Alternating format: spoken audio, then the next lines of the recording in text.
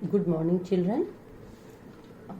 कल हम प्रोजेक्ट पर चर्चा कर रहे थे जिसमें कि मैंने आपको सौजन्य से मतलब कि एक्नॉलेजमेंट में क्या लिखना है बताया था। हमारा नेक्स्ट शीर्षक है लेखक परिचय। तो लेखक परिचय में बच्चों पहले आप जान लें कि आप किस किस बातों पर विशेष बल देंगे।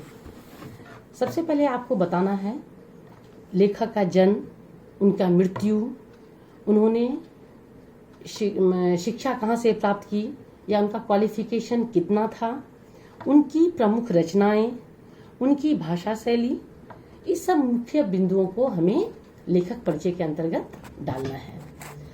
तो आप शुरुआत इस तरह से करेंगे। आपके लेखक हैं यशपाल जी, तो लिखेंगे यशपाल का जन्म सन 1903 में हिमाचल प्रदेश के कांगड़ा जिले में हुआ, पूर्ण विराम।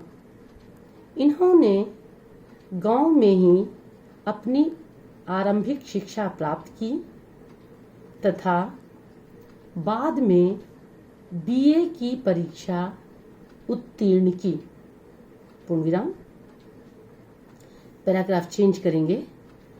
किशोरावस्था में ही यशपाल का परिचय क्रांतिकारी दल से हो गया और वे भगत सिंह तथा चंद्रशेखर आजाद के सहयोगी बन गए,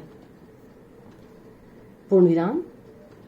स्वतंत्रता आंदोलन में भाग लेने के अपराध में अंग्रेज सरकार ने इन्हें 6 वर्षों के लिए जेल में डाल दिया।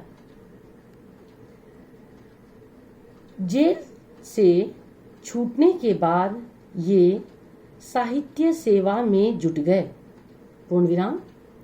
सन 1976 में इनका देहावसान हो गया, पूर्ण विराम।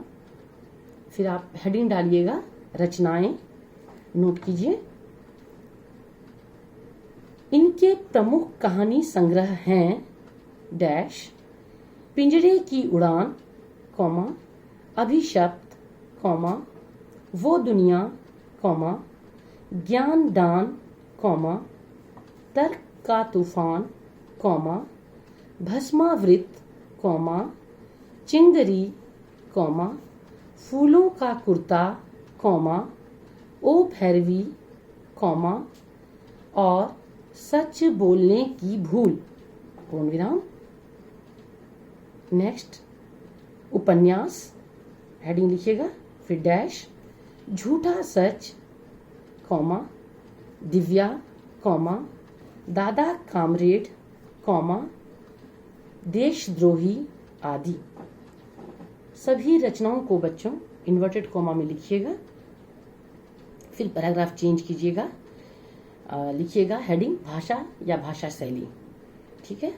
लिखिएगा यशपाल जी की भाषा अत्यंत सरल, सुबोध, व्यावहारिक तथा सहज है, जिसमें बोलचाल के अरबी डैश फारसी, अंग्रेजी तथा तद्भव शब्दों का प्रयोग हुआ है। इनकी रचनाएं मानवीय संवेदनाओं, कॉमा, जीवन मूल्यों तथा देश प्रेम से ओतप्रोत हैं, पूर्ण विराम। नेक्स्ट बच्चों, फिर आप पेज पलटी कीजिए और अब आपका हेडिंग रहेगा सारांश।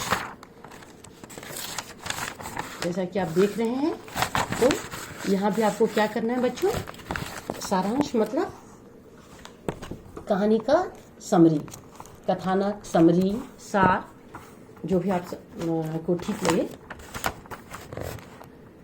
तो कहानी में बच्चों आप घर में सबसे पहले, मैं तो आपको शॉर्ट में बता ही रही हूँ, आप पूरी कहानी को जरूर अच्छे से पढ़ लीजिएगा और उसको आपको अपने शब्दों में लिखना है। इस पर मैं आपको कल चर्चा करूंगी। आप हेडिंग लिख के छोड़ दीजिए सारांश। Thank you.